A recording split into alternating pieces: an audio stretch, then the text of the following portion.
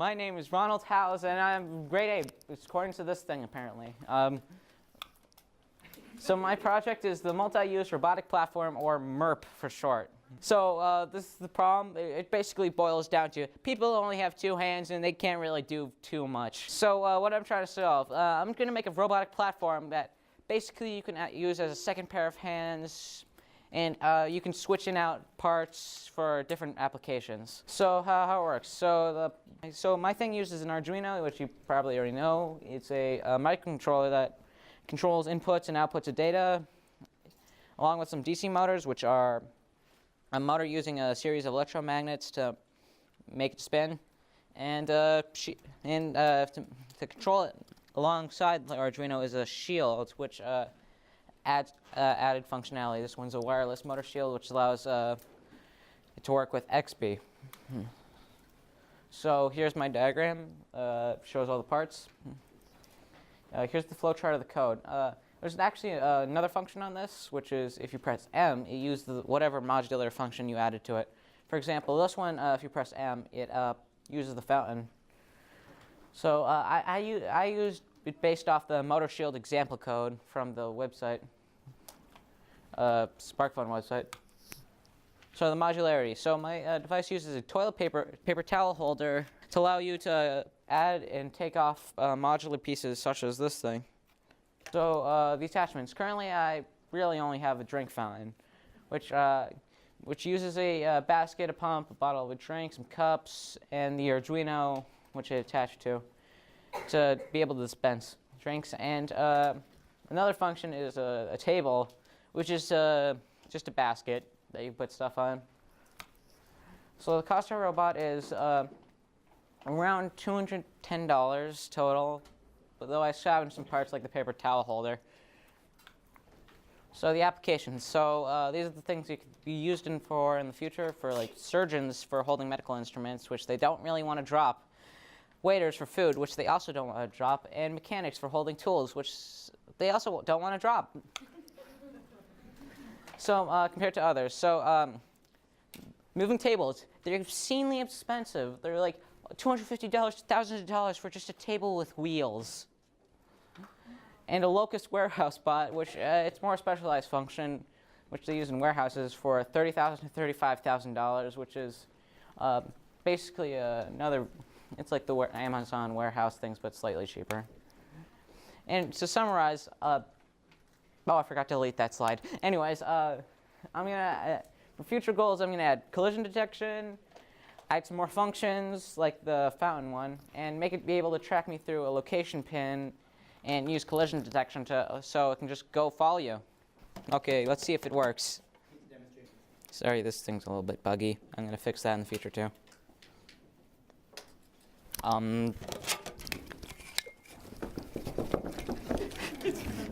Okay, you want some chocolate balls? Seriously, take some. So in reality, it's going to use some serial inputs to be able to control through the computer that just ran out of battery,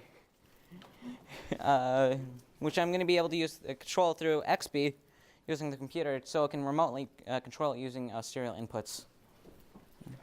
So what the idea was that you could press a button and it will automatically drive towards this certain location. Yeah. And in the future, you wanted to add functionality to make it completely autonomous. Yeah. All right, round of applause for Ronald. So we got this basket over here, which holds stuff. Right now it has chocolate balls, I guess. Anyone want a chocolate ball? Nah. Anyways, this is a pump that pumps out the liquid from this bottle here. It could be juice or anything, but sticky watery mess is worse than a regular watery mess. There's this relay which powers the pump along with the battery.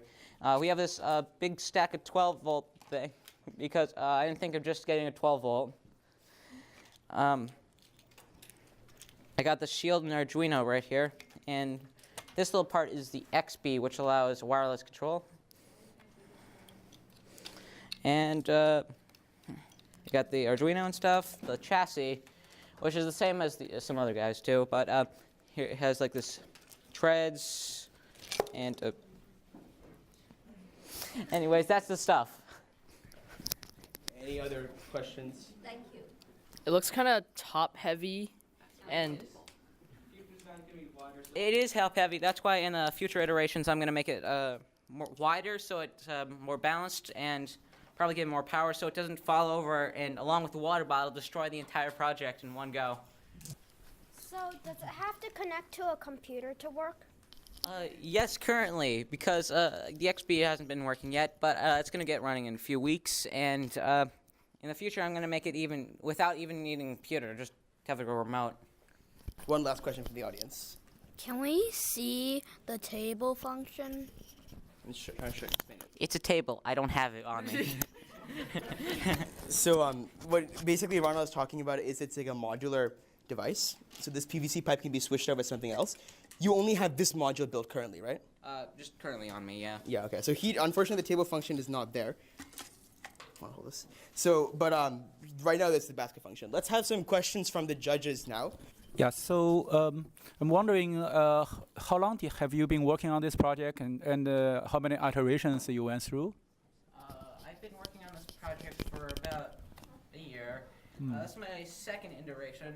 The previous iteration was a plastic mess that I had the 3D pen hot glue together. It completely fell apart, so that's why I don't have that anymore. This is my second iteration, which I used an actual metal one. The other one was plastic and snapped in two. Is the idea that you would press a button and it goes through a pre-selected route, or is it something that... It's more like, it's like a remote controlled, or later it's going to be able to follow you around. And I think one thing you also want to really reiterate in your presentation is that you can is a way you're going to make this autonomous with having a GPS chip and collision detection. Really emphasize that in your PowerPoint so that people understand that. But yeah, nice job. Round of applause.